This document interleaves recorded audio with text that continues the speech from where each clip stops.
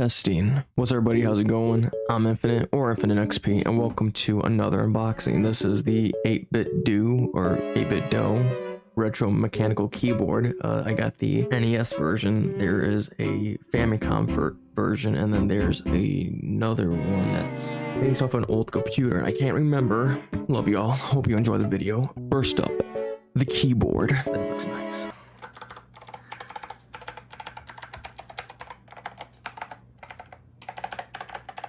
Oh, wow. Wow. So there it is. Oh, there's also another adapter. I'm assuming. Oh, that's a magnet. USB-C. And I think these, or one of these, connect with those big buttons. So that looks nice. Bluetooth off. Oh, and then a volume rocker. That's nice. Let's move on. Quick start guide.